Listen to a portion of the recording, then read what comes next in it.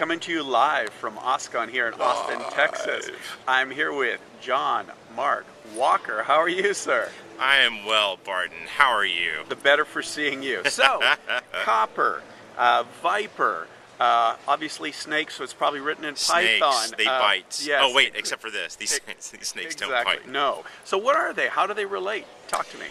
So Copperhead is an open source project and community around automation of storage. So what does that mean? That means that you can connect to all of your storage devices through a single interface. You can do things like provision storage to all of your compute orchestration frameworks. You can connect via OpenStack or VMware or whatever other compute and cloud stack you're working with. And on the storage side, you can use VIPR controller and Copperhead to control and do things with all the different storage devices you have underneath. The idea is to simplify the lives of admins and storage admins and developers as well, because now developers don't have to worry about all the different storage pieces that can all be abstracted away into an API that developers interface with. And storage admins have a much easier life because they're able to automate these things, and they don't have to do individual manual steps every time they want to, say, provision storage to a new VM or host that's been allocated. So it makes life easier on both counts. So Copperhead is the open source community and project. It's there to provide a place for developers to come in, try new things, to innovate.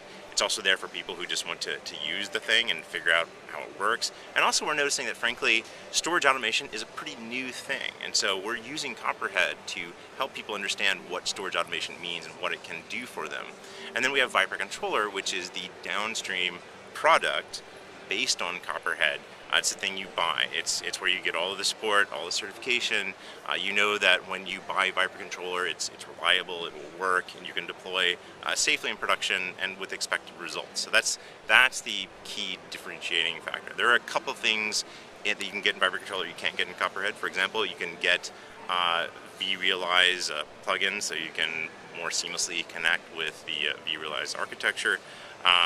There are some NetApp libraries that are only available to NetApp customers, etc., etc. But for the core code base, actually more than just the core code base, for the entire code base that our team develops internally at EMC is all made open source in the Copperhead community.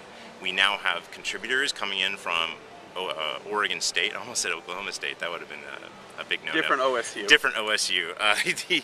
From Oregon State University, they've been working with our team to create new southbound drivers for Scale.io, and they're using this to help us build out our southbound SDK, which makes it easier for people to add new storage devices to the mix, whereas before it was a very, frankly, heinous process to get into the guts of VIPR Controller. But now we've abstracted it away into an API that simplifies the process of creating these new drivers. So OSU, in conjunction with our engineering team, has created a new driver, and eventually all of our drivers are going to be using the southbound SDK.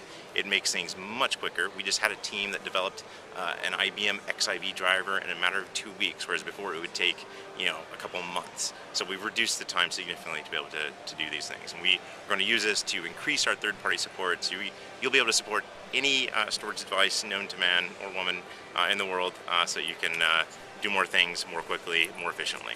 Awesome. So just to conclude with, if we talk derivation, two ways open source projects happen. Either the product open source relationship, either there is a open source project that you then take and then add to and productize, or you have a product which you then take and open source.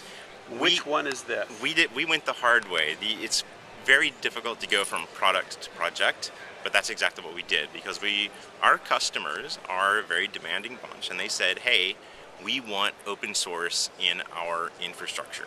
We don't want this proprietary stuff that locks us in. We want this thing, because it's important, to be open source. And we thought, you know what, they're right. We should do that. So we went through the process of taking this code, of open sourcing it, of implementing best practices. We have a very well-defined governance model now, so that we have a technical steering committee consisting of 3 EMCers, 1 Oregon State person, and 1 Intel person. Intel has also been a fantastic partner in this whole process to guide the releases and the code branching and all that stuff, to make sure that we meet the goals of the community as we go forward. So it's been a very hard process. I'm not going to lie, it's been a very hard process to go from product to project, but I am very impressed by the willingness and enthusiasm of our team to go through it and to do what's right, by the Copperhead community. And it's paid off dividends in the form of contributions, in the form of new users. And we just got back from EMC World, where I heard from multiple people that they were using Copperhead, they were happy with it, and because of that, because they were introduced to the concept, they were now starting a conversation with us about, hey, how can we support this? How can we put it in production? And that's exactly what we want. But beyond that, it's really about sort of seeding the world with the idea of storage automation and making it an acceptable thing that more people understand. And the more people understand, the more contributors come in. I would love to see other products made based on Copperhead. I would love to see more companies utilize it, because that's the point of open source communities. It can go in directions that you never conceived of, and that's kind of the goodness. You get that virtuous cycle of innovation, and that's what we're trying to accelerate here. Awesome. John Mark Walker, thank you so much.